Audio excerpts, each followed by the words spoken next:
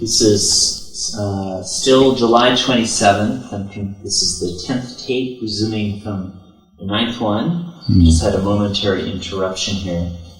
And Meherwan, you had been talking about 1 month stay at Meherwan in 1956, shortly before Baba's second visit in the 1950s to the West, a time of frantic preparation and activity prior to that trip. Yeah.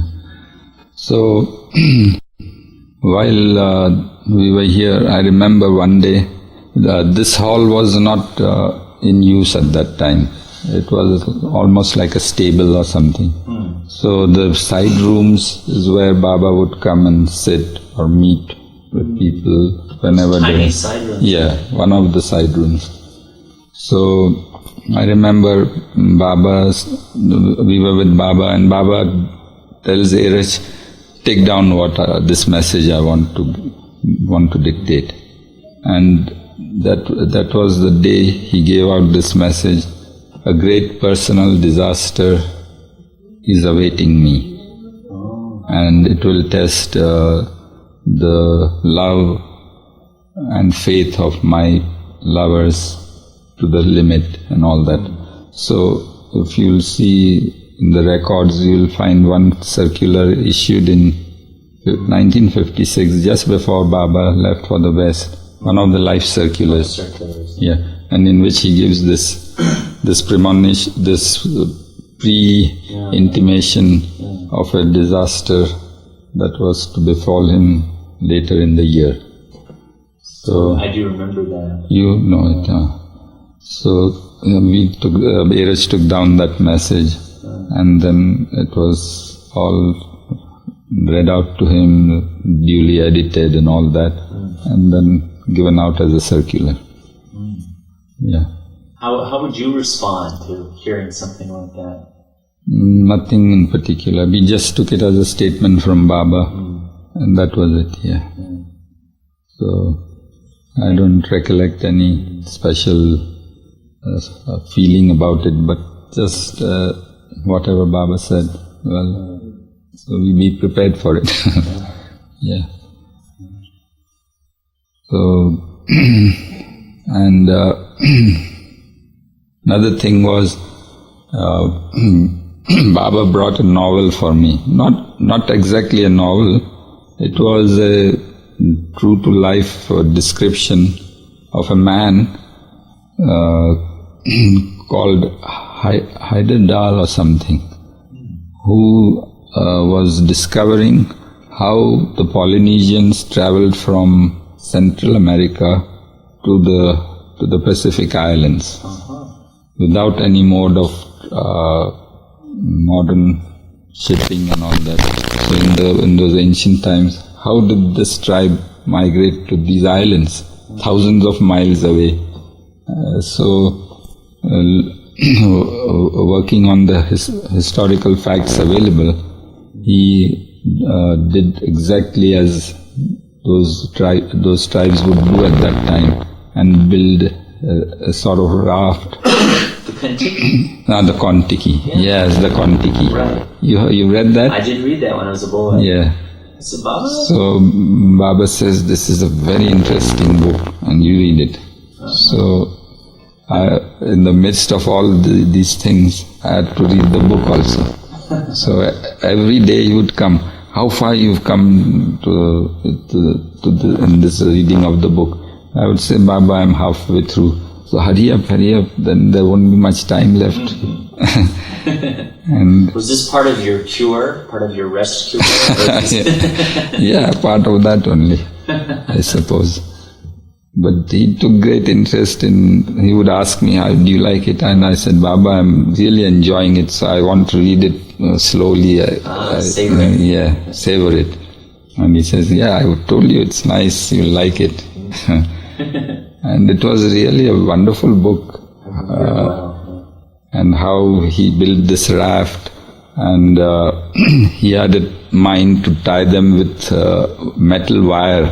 I remember this one particular passage, and he says that he had tied the raft with metal wires, and then he said, this is going against that because there was no metal at that time. So he unwound the whole thing and he bound the logs with these vines, in the jungle that grow.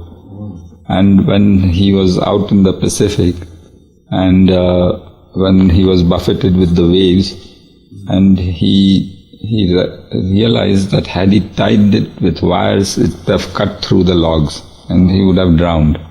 Wow. So it was fortunate for him to stick to the old methods, which saved his life. So all these details were there, and very interesting little details in the book. Made of balsa wood, wasn't it? Yeah, something like that. So it was an interesting book, and Baba was taking quite a great deal of interest in it. So someone must have read the book to Baba. Yeah, money probably, and he made me read that book. So these are little highlights of that stay at Meherazad. And Baba would be around. Yeah, another thing I remember was that Chhagan would be called for night watch. So Chhagan Master was one of the old Baba Mandli, and he was having a practice of Ayurvedic practice in his house at Bhingar near Ahmednagar. So every day he would finish his work there and then come over to Meherazad. And the initial time was 7 o'clock in the evening. He had to start the night watch and carry it through till the end of the night. So And that must have been, and he worked in the work, during the day he had this big practice, and in the night he had to keep awake and keep night watch. When would he sleep? Early in the morning when he would be released, he would go there and probably rest for 2 or 3 hours and then be ready for his practice again. One of the early rugged Mandli, So I remember Baba, before retiring, he would tell me, when Chhagan comes, tell him today he should be there by 6:30. So from 7 it became 6:30. Then few days, tell him he should be there by 6. So he would keep increasing the time, of duty. And I had to tell Chhagan to be ready. Baba has called you at this time. So he would keep a night watch. Did he look exhausted? Well, he did look tired at the end of the whole thing. I would think so. But it was fortunately a short stay of a month, so probably he could carry through it. Of course, Baba gave him the strength to do it inwardly. I've always thought that particular thing would be hard. I can imagine fasting or various other difficulties, but going without sleep, I can't imagine. So Iraj used to tell us in a very humorous way that, can you tell me which is the most difficult weight to lift in the world? So we wouldn't know what to guess. And he says, your eyelids. When you feel sleepy and you have to lift your eyelid, try lifting it and see how difficult it is. So yes, one of the most difficult things to do is to keep awake. Because to fall into sleep is one of the most compelling things when you are tired especially. Were you ever given the job of night watch? No, I wasn't. In fact, Iraj suggested once to Baba, there was some shortage of people. Baba says, no, I have to tell him everything. It will be a job for me. Don't bother him, let him be. So that was as close as I could get. So no night watch for me. But it was a tough thing, there was no question about it. Because in the later years it would be just, of course in the early days the night watchman had to stay outside the room but later on it would be inside the room and pressing Baba's feet, but not to move, not to make the slightest noise, and sit very still. Even if you did this, Baba would wake up. Why did you move? So this is how the watchman would tell us. So it must have been a real sort of, what they call tapas. Yes. What is that called? Austerity. Austerity, yeah. No austerity could compare to this, where you had to do nothing but to keep awake despite all this. Mosquitoes. Yeah. And how to keep awake without activity. Right. So, and the most important part was to keep awake.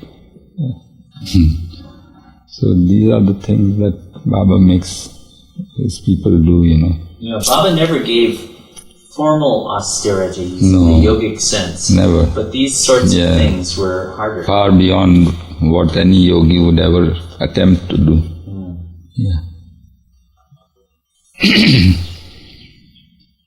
I remember very beautiful sunsets then, because Mehrazad was very open then. There were no huts or anything around, not many trees, so vast open spaces, and there wasn't much pollution around in the atmosphere. So we would have very clear days and nights, and I remember beautiful sunsets. And I was admiring one of these sunsets, and Baba happened to pass by, and he stopped and says, "What a beautiful sunset." He's watching his own sunset. So, yeah, these were good times that I had with Baba during that stay. How was Baba's health then? He was nice, yes. And he was eating well. He would go for walks, and I remember I would accompany Baba on this private road, That reminds me. So I would accompany him alone, and Baba would walk at an amazing pace. This is after the first accident, mind you. And I would have to almost run to keep pace with him, and would go to the end of the road, and then we would return. So then Baba says, "I feel quite sweaty after this walk." I said, "Baba, but you walked so fast." He says, "You don't know how fast I would walk in the early days. This is nothing compared to that." So what could that be then? Yeah. Were you able to read his gestures? I mean, some of the gestures sound like they were self-evident. Not much, because I remember on the way back, he stopped where Gyara's little house is on the roadside, and he says, "Look that." So I said, "Baba, Kasti?" So Baba said, "No." So I couldn't follow what he was saying. Then he said, "All right, don't worry." Then he came here and then told Dheeraj to tell what it was. And he said, "It's Gyara's house that Baba was pointing.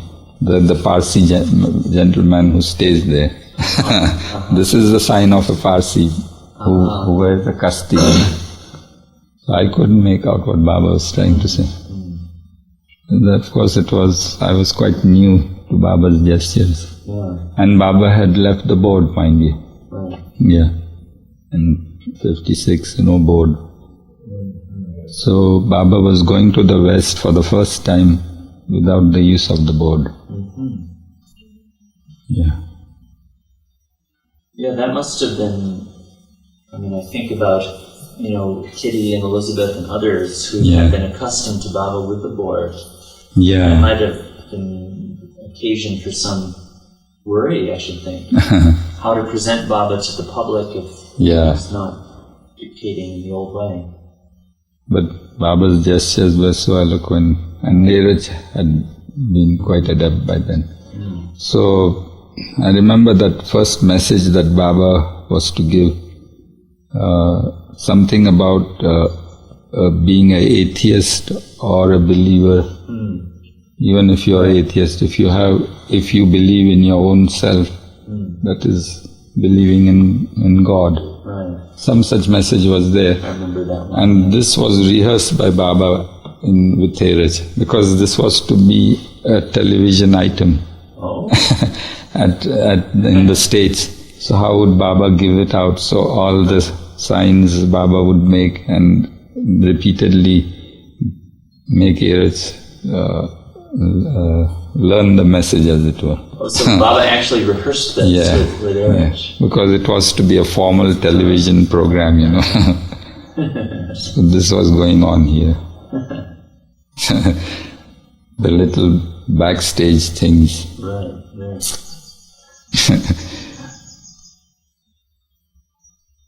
Even, after giving up the board, Don Stevens wanted to give out to the West how Baba used to use the board. And it was not properly shown before. I think this Paramount film was not out yet then, which we see Baba pointing. Right. It was not there, so nobody knew. And perhaps Don Stevens said, Baba, the world will never know how you use the board. So could you make an exception? So then Baba said, okay, I will do it once for this. So first Baba gave out the whole message in gestures. It was written out. And then that was the message he gave out on the board again, after giving it out through gestures. Is this film it was somewhere? Yeah, you might see it in Don's film taken at Meherabad in 1954, I think, during the 3 incredible weeks. Yeah. So this was rehearsed first, the message, by gestures, so that not to use the board, and then the board was just formally used to show on the film how Baba was using the board. So he would, as it were, do all these little rehearsals also. I had often wondered when Baba would go on these various tours and would have messages that he would give on them, when those were prepared. So in this case, at least, they were prepared in advance. Some of them, yeah. Some would be extempore, on spur of the moment. Yeah. I wonder if I told you about Beramangla Baba doing the ground digging in Bangalore. You had said something about that. So that also was rehearsed, how Baba would do the ground digging, how they would go in a procession. And it was rehearsed several times. Mama tells me this. These before the actual occasion. Was Baba part of these rehearsals? Baba would take part, yes, because he had to do the ground digging, I see. So he would do all these rehearsals. Yeah. Just like ordinary people before. And practice something. Yeah. So he would do all these things. I had never heard about this kind of thing before, although I had always assumed that some of that must have happened, because it's only natural. Yeah. So this Life at its Best was not a sort of booklet then. Yeah. These messages were given out at different times during his Western tour, and later it was made into a book. I see. And one of the messages was life at its best. Yeah. Life is a jest and a zest, and moving on the path, life is a jest.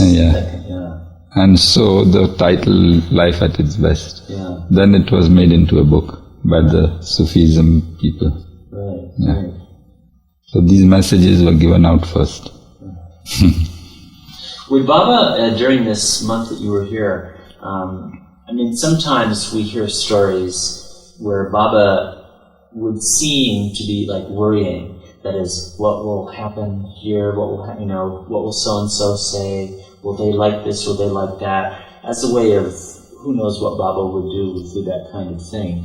stirring up people. But Baba, was he talking about the upcoming visit to the West in that kind of way that you can recall? What should we do here? What should we do there? What will who will sort of bringing up questions about what would be happening? I don't think so, but sometimes he would exhibit a sort of nervousness. How would I be able to face? My health is not good. How will I be able to do it? These things would be there. And we would have to reassure him, Baba, you will be fine. You look nice. Whenever the programs are there, you automatically become very good looking.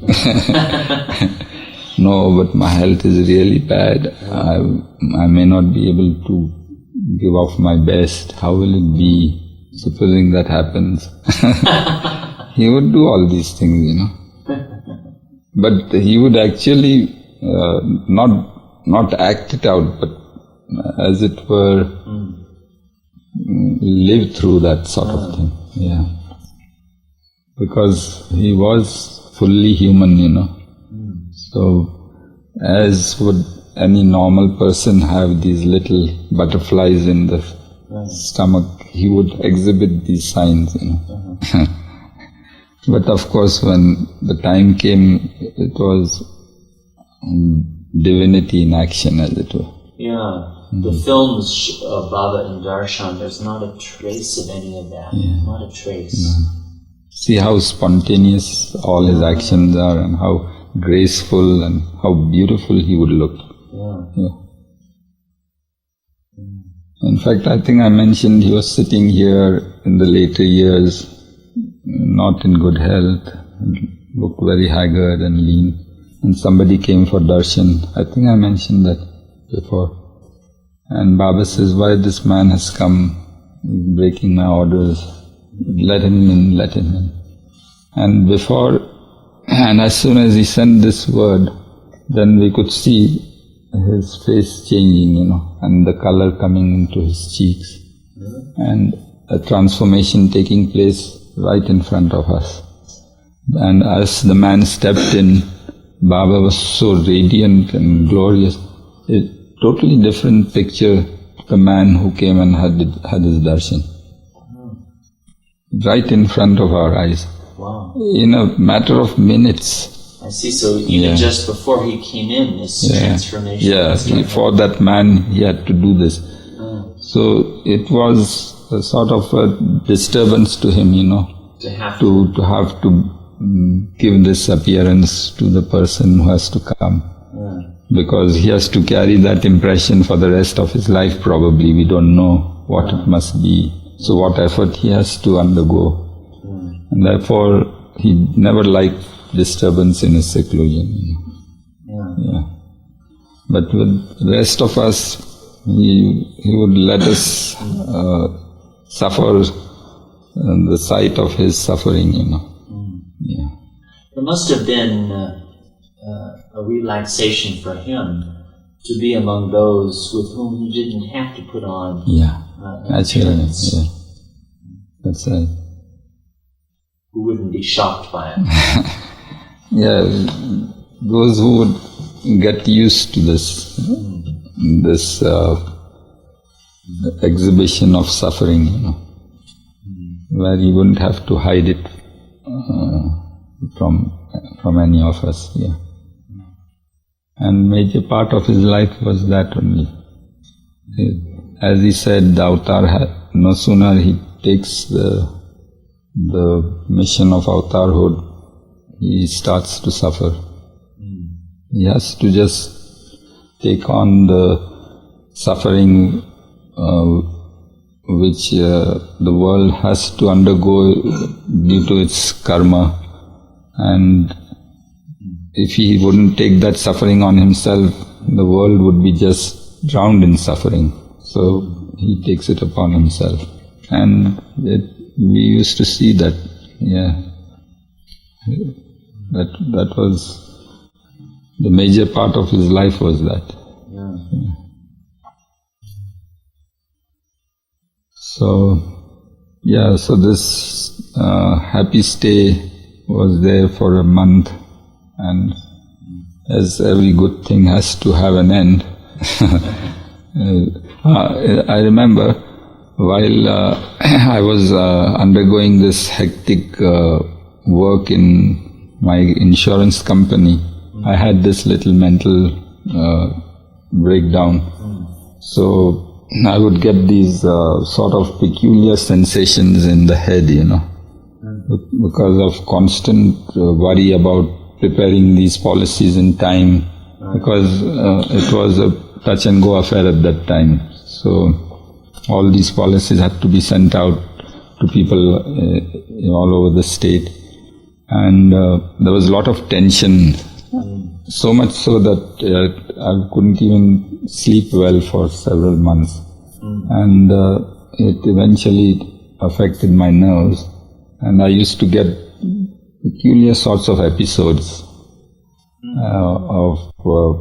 of noises in the head, and suddenly I would become a little disoriented, because of the intense pressure of work at that time.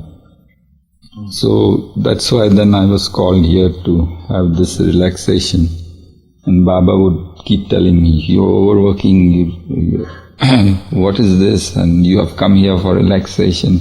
And we had these messages to be typed out, and they would be read to Mani would edit them, and they would come back for retyping, and on it was going on. And so one of these times I was typing and Baba came in, and Baba says, "Again you're typing?" And just then I had this episode again. And I couldn't respond to Baba. And Baba says, "What's wrong with you?" And after a few minutes I said, "Baba, I just had this little wheezing sound in the head and this peculiar sensation, I just blanked out a bit." So he says, "Yes, I could see that. Good, it happened in front of me." Then he says, "Call Gustaji." So I asked Gustaji to come in. Gustaji? Yeah. So Baba says, "Now put your hand on his head and bless him, so that he won't have the recurrence of this attack again." So Gustaji puts his hand on my head, and Baba says, now you won't bothered again by this. And sure enough, after that, I never had these dizzy spells, Yeah. Who knows what Baba spared you Yeah. to that. So I think it was the reward for all the hard work I was putting in. So this was one of the things that happened then. Gustaji died not long after that, isn't that true? This would have been 56? I think so, yeah. But he died in 58 or 56?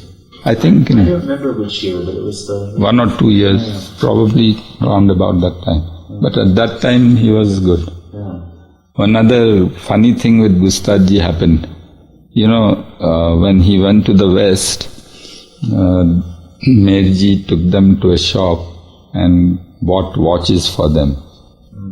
So he had some extra cash, so he could afford to buy some good watches, and he, being a businessman, could start bargaining there. Everybody was astonished how he could bargain in a Swiss watch shop, just like an Indian bargaining in a vegetable stall. And the man brought down prices considerably, Yeah. And Meherji thinks that is a laurel in his cap. I would have thought so, because my impression is that there's no bargaining at all. So that is how we had the impression. So he says, nothing of that. If you are not going to reduce prices, we'll go elsewhere. So that man said, okay, how many watches do you want to buy, and so on. So he got for Gustaji a nice gold watch, which Gustaji took a fancy for. And it would show dates and time and all that. So it was a novelty at that time. So Gustaji would wear the watch when he was for his Western trip, When he came back, he of course took out the watch with the other dress and all. and he hid it somewhere in his room, you know. His room was the little tiny room at the back here, you know. Besides Arnavaz's room, there's a small storeroom. That was Gustaji's room. And it was filled to the brim with trunks and boxes, and mostly it was all old papers and scraps of papers which he would pick up on the road. And he kept them? And then he would collect them and then send for selling to my sister. And she would have to sell them and buy sweets for Gustaji. So Baba had given him a latitude to do this. So Donkin was very naughty, you know. He purposely would smoke a cigarette or something, and when the empty carton would be there, he would drop it near Gustaji. Sure enough, as soon as Don would leave, he would go and pick it up, you know. And there would be scraps of paper he would throw around. Gustaji would go and collect them. And then he would straighten out all these things. Day long, this would be his activity, you know. External activity would be this, you know. Something like a must. So you would see him around the compound, just picking up this. Not all the while, but whenever he happened to see anything, he'd pick it up then. Or he would make stacks of these. And then at the end of a month or two, they would go to my sister's house and she would have to sell them to a scrap merchant for a few annas. That's all I would get. And buy sweetmeats for Gustaji. He had a sweet tooth, you know. So he was strictly vegetarian. Yes, but he liked cheese, milk products and sweets. That was his forte, you know. So this watch was there, you know. So my stay, Baba tells Gustaji one day, Gustaji, Meherwan is here for so long. Have you showed him that watch? So Gustaji says, shh, he tells Baba, don't say this in front of all. I would like to show him, but then I don't want people to know this. So Baba looks around, yes. Going along. Yeah, going. Now you go quietly. When there is nobody around, Gustaji will call you. He tells this to Gustaji in front of me. And you show him that watch. What a beautiful watch it is. So it even has an alarm, you know. So ask him to show you that. And Gustaji says, yes, Baba, I'll show him. Then after some time, Gustaji claps and he calls me in. So he says, come on in. So I get in. He closes the window. There's only one window there. It's all dark and he puts on the light. He shuts the door, looks around, makes sure nobody is watching. Then he opens this trunk and in a big box, so there's a knock on the door. And Gustaji hides that thing again, shuts the trunk, opens the door, and it's Baba there. So he says, have you shown? No, Baba, I'm showing it to him. The Baba comes in. And then Gustaji brings out this watch and Baba says, see how beautiful it is, huh? I said, Baba, what a lovely watch it is. Yes, it was a nice big gold watch. Then show him how the alarm goes off, and then Gustaji just moves the hands around and the alarm starts to ring. And there's a nice alarm sound, and Baba says, see how nice it is. And then after seeing that, then Gustaji says, now you all go, I have to pack this up and put it back so that nobody gets hold of it. That seems to have been one of Gustaji's funny traits of being very possessive, as it were, about things. But in a very childlike way. So then he hid it somewhere, and that was the last time anybody probably would have seen that watch. And what happened is that when he died, Erich says that he sent for his brother Homi, I don't know Yeah. Homi was I it? think it's Homi, who had stayed with Baba in the early Meherwan, days. yeah. Probably Homi or one of the other brothers. I think it was Homi. So he was called to take possession of Gustaji's belongings. So to take them away. So he came there and he started to open the trunks and he was throwing things out, 90% of it was all scrap. And he was saying, junk, what is he calling me for this and all that? There was, of course, a few clothes of Gustaji, those Western clothes and all that. But that was about all. Otherwise, it was all torn shreds and rags and all these things. Then he comes to Eras and says, I had heard that Gustaji had a gold watch, but I don't seem to find it anywhere. So, any of you have taken it or something? He sort of asked in such a way that Eras was rather perturbed. He says, no, we never touch his things. It must be somewhere there, you better search properly, So he said, I've searched all over, I can't find it anywhere. So Eras was a bit diffident because he might think that the Mandali might be taking it and just not telling him. So he went there and he says, have you searched in all these things that you have thrown out? He says, how could he put it in these things? He says, you never can tell with this man, old man. He had these idiosyncrasies, you better check properly. So, but he says, I've checked everything, I can't find. So Eras starts scrummaging and there was an old shoe that was thrown out, which was torn from all sides. So Eras fiddled with it and it was all stuffed with paper, to keep the shoe in shape.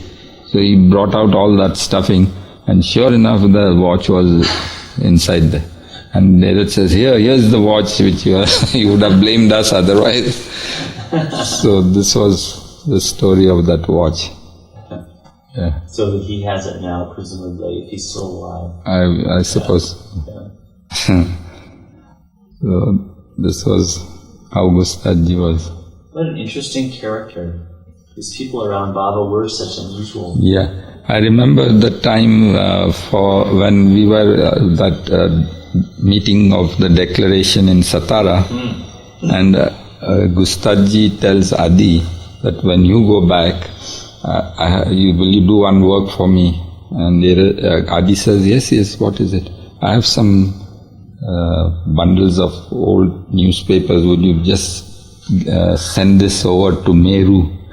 Meru was my sister. So, would you give this over to her? I don't know whether it was in that meeting or sometime that time he was saying that you should take this to Nagar and sell it off. I think my sister had died then. So somebody else had to do this job of selling the newspapers. So he tells Adi. So Adi must have thought a couple of bundles of newspaper. So he says, of course Gustaji, I will do it. And then he didn't know what he was asking, he was in for. And after the meeting, he goes to Gustaji's place and Gustaji starts bringing out these bundles, one bundle after the other. He had collected these for months, and nobody had taken them. So there was a carrier on top of his car, so that had been fully loaded, and there were still bundles coming out. His whole back seat was loaded, the footrest, and suddenly Adi became very wild. He says, Gustaji, this is my car and not a truck. It's a new car I have. I don't like to load it like this. What's this, all this rubbish you're giving? And he began to throw out all the bundles, It was all scattering there, and Gustaji was poor chap looking. Baba happened to be coming by. And he says, what's all this going on? And Adi says, look Baba, he told me to carry a few bundles, I agreed, and now he's loading my car. So Baba says, no. You agreed to take what he was to give you, no? Yes, Baba. Now you pick up all this and load it back in your car and take it back. Now that you have told him, you must do it. So Adi grudgingly starts loading, and when we went off in other cars, he was still loading his car. It was all full of all these junk newspapers and scraps. And Adi was swearing away, this old man, he'll ruin my car. Because the day I told him that I'll take his bundles. All of this just for a few anna. Yeah. A few rupees probably. Yeah, that didn't fetch much those days. So Gustaji was quite a character. But a very sweet character. He wouldn't meddle with other people's affairs. He would keep to himself. And whenever Baba would go, he would give company to Baba. I have the impression that Baba enjoyed his company very much. Yeah. He always had a very charming face, smiling, and plump cheeks and quite rosy hair. Yeah. Like that of a small child. Very innocent. It's interesting how Baba would have around him some Mandali who were very hard worked. Yeah. And then on the other hand, there would be others who had no outward work at all. Yeah. And that was most difficult to do, Yeah. People who had no work, probably what work Baba must have given them internally. Right. But not to do physical activity in the midst of activity all round is a very tough proposition. You should experience this to know the difficulty of this situation. Yeah. To obey Baba's order not to indulge in any activity and remain in whatever way he wants us to remain. Yeah, this is part of his conditioning, Gustaji had this for quite a few years by this time. In the old days, he was the manager and he was extremely busy person, managing the ashram affairs. Yeah. And even the women's side and the men's side, both he had to look after. And then a sudden cut-off activity. Yeah. So this is how Baba wears off one's mind, as it were. How are you doing now? Do you want to keep going, or? We haven't heard the sound of the bell, I think. So we'll wait till it comes. Anything more from this stay at Meherwan? So as I said, this incident occurred and Gustaji blessed me, and then thereafter I was off this awful sort of thing that I was having. Yeah. That was the end of that. That was then. And then I went back. I was sent back, and then Baba left for the West in 1956. And it was a very hectic tour. It's a beautiful film of it. In fact, a lot of footage. Of course, Erich was sent to us for a few days before going to the West, and he had to do some shopping there for buying a few clothes and some suitcases or something to take along. So he was with us in Pune at that time. And then Baba left, of course, and after they returned from the Western trip, Erich came back to us, Meiji was there, and we got first-hand accounts of what transpired there. It was a very wonderful trip they had. Yeah. So that was 1956, I think. And after returning from the Western tour, Baba was again in very strict seclusion, back at Satara. And Erich tells us of those days when Baba would take these whirlwind trips, as it were, in the car. Must tours, yes. And Baba one day asked Dheeraj to drive him all the way up to Indore, which is about 700-800 miles to the north, I think, in the car. And whose car at this point? it was Nariman's car, yeah. So then after going there, Baba says, I have to reach back to Satara within 24 hours or something, or 30 hours or something. Can you make it?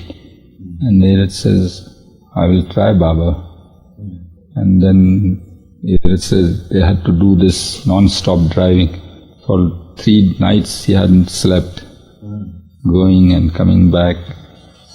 And he said at the end of that trip, towards the end he was feeling as if the car was not in his control, and as if Baba was in charge of the steering wheel, as it were. He gives us a vivid account of how totally exhausted he was, mentally and physically. And at one time he felt as if he would like to end this whole misery and give a jerk to the steering wheel and finish it off. So after the journey was over, he tells Baba, Baba, hereafter I will not drive again. So he says, what's wrong? Baba, no, I feel very, very insecure. Something could happen. I can't concentrate like this. Baba says, you're crazy. He says, I felt so desperate at one time, like something could have happened. Baba says, nothing to worry, and this and that. And that's how he just kept on going, and made Dheeraj keep on doing these trips one after the other. So eventually we come to the end of the year, and Baba suddenly tells Dheeraj, today I would like to go to Pune. For there's a nice match to be held there. So they must have read in the papers or something. So let's go and cricket match, yeah. So, and today we will not eat anything or drink anything. But when the women give the food, don't tell them that this is the order. Just take what they give. So the Dheeraj says he took the food and all that given by the women, and they hadn't eaten anything that day since the morning. Neither Baba had. He must have avoided in some way or the other.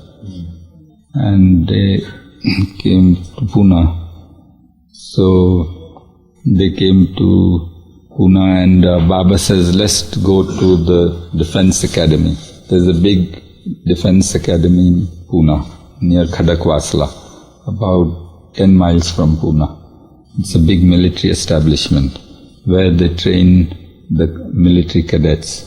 It's a huge, big, sprawling structure, and very modern and up-to-date for military studies for the cadets. So Baba went there, he just took a round and then came back and then this match was there. So Baba had the car driven to an obscure corner and came out and sat under a tree and started seeing this match.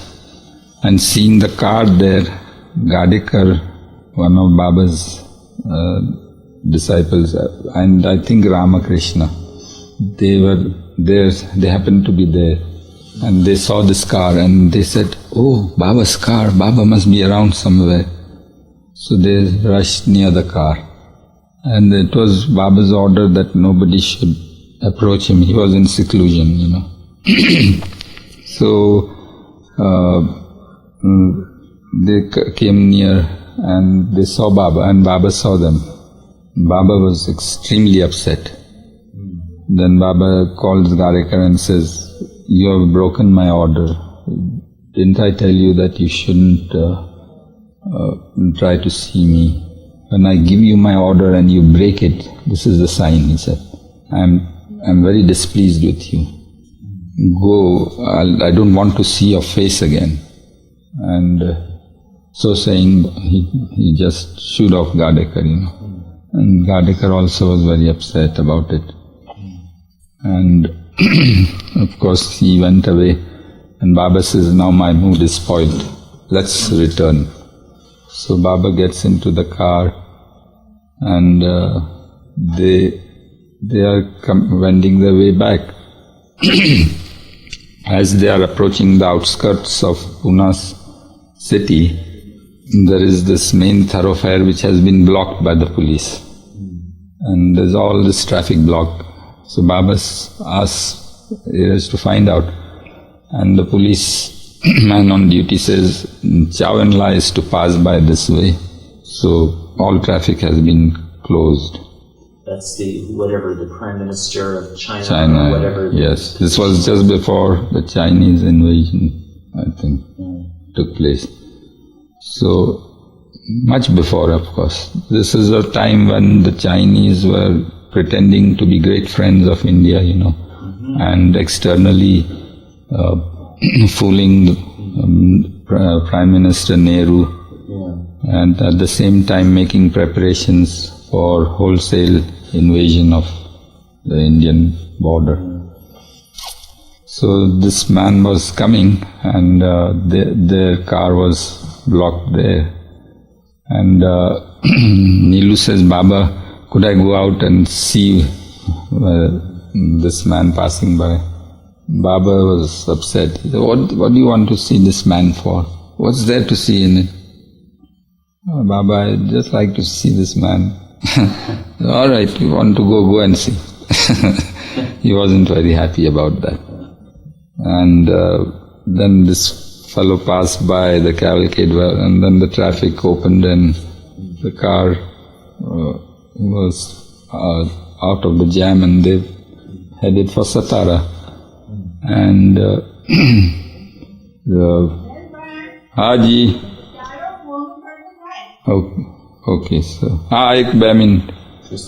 So I'll just finish this incident. And as they were approaching Urtara, as I said, where we had this cricket match, this accident took place.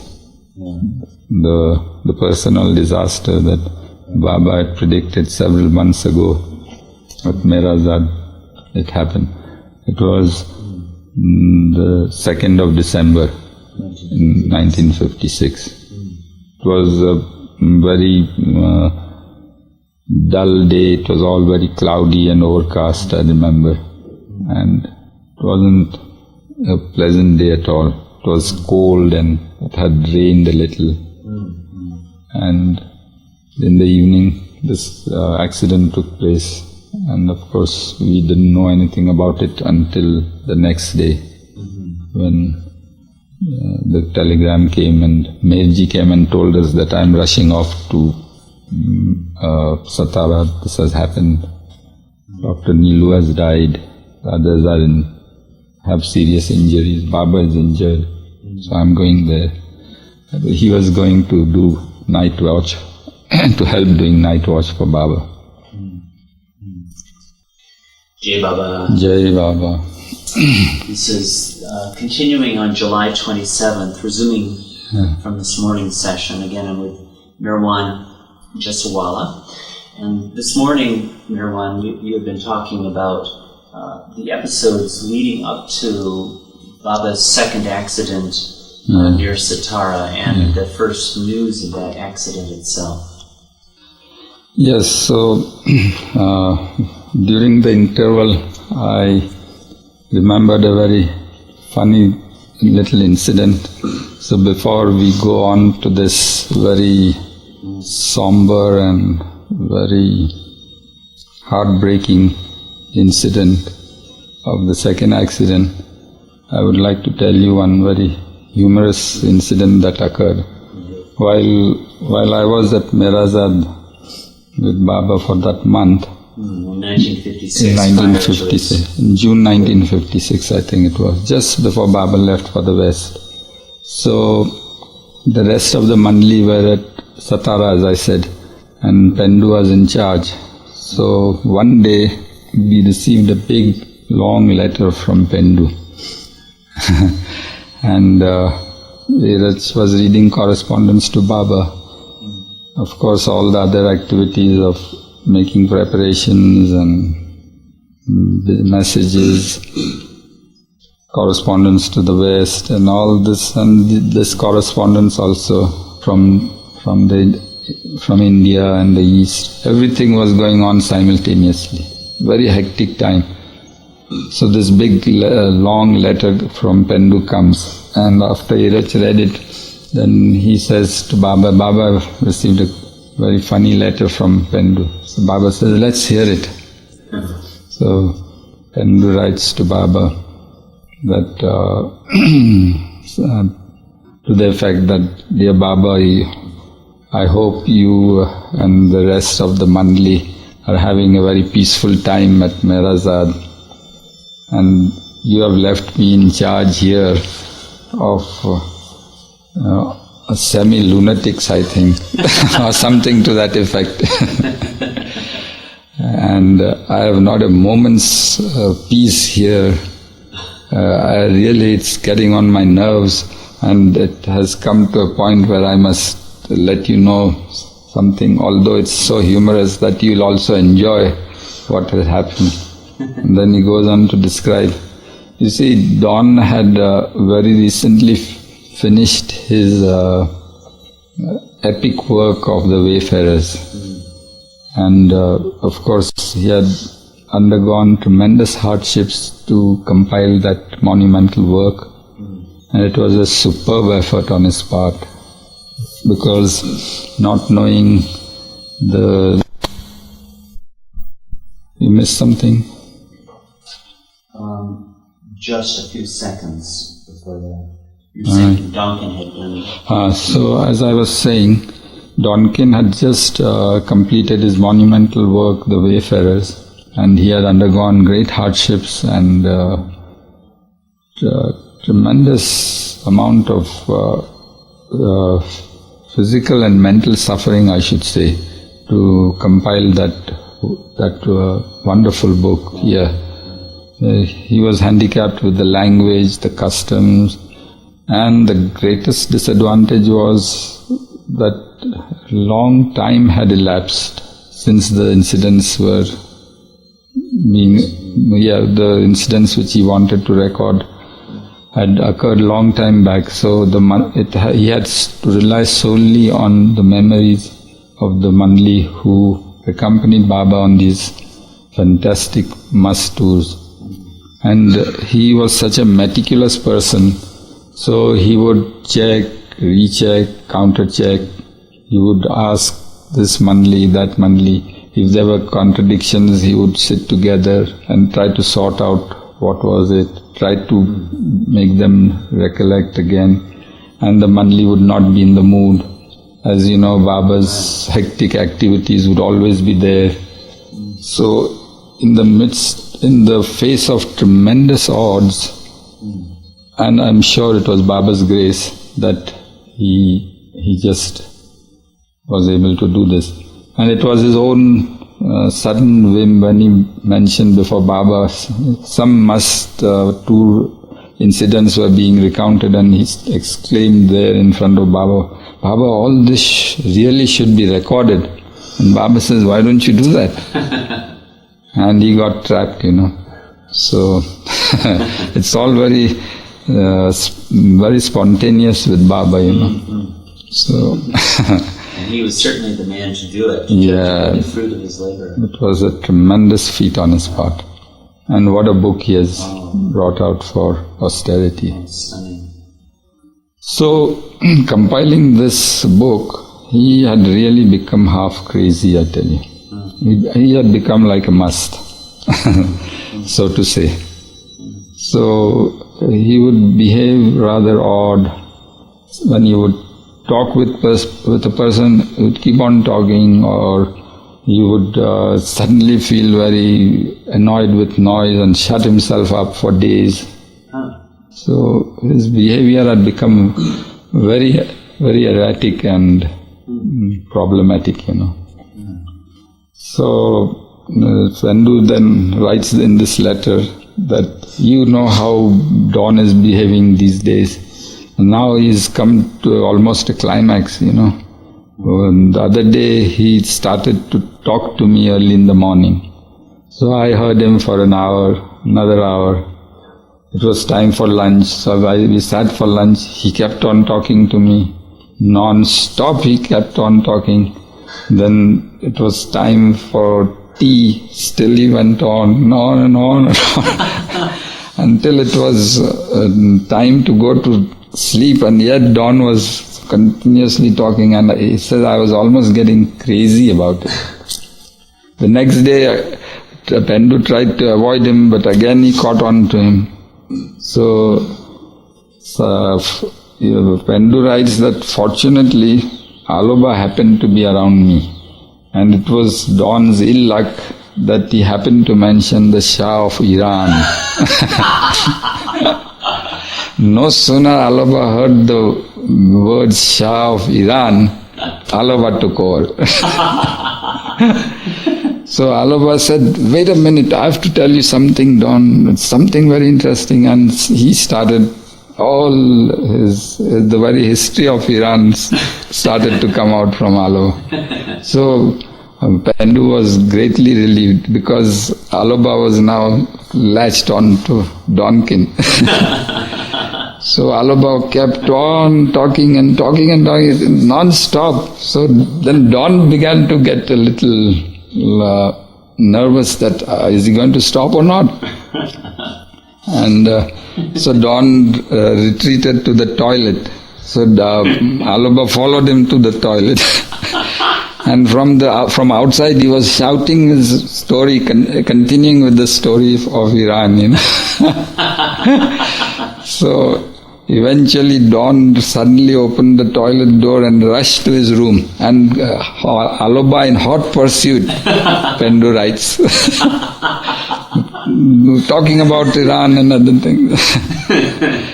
And then Don fleeing to his room and bolting the door with a loud bang and locking himself in.